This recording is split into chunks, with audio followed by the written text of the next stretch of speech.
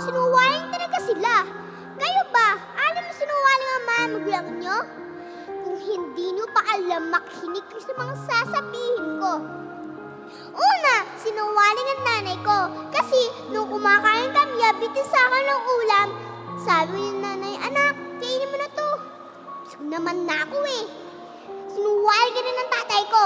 Kasi nung sumakay kami ng bus at punong-puno na pasahero at nakatayo lang kami, sabi ni tatay, anak, halika na, kakargahin na kita. Sanay na sanay naman ako nakatayo sa bus at kitang mo naman, ang pakalakas kayo. Sinungaling ka ng nanay at tatay ko. Kasi nung malakas ang ulan, di kami kasya sa payong. Sabi ni nanay at tatay, anak, ikaw na lang yung payong. Kasi daw, silang matatanda, malakas ang katawan at masarap maligo sa ulan.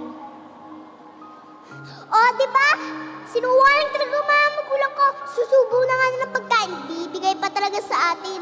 Pagod na nga sila, pero kailangan nila ipakita na malakas sila para sa atin.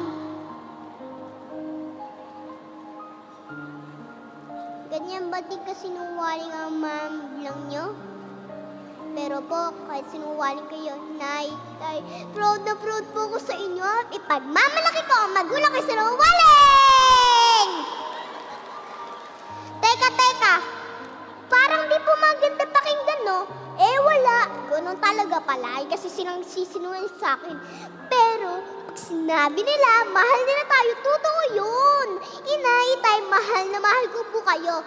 Salamat po sa pagsisinungaling nyo. Lumaki po akong malusog, matatag at mabuting bata. Mahalin po natin ang ating mga magulang, ha? Unawain natin sila, igagalang at alagaan. Thank you po!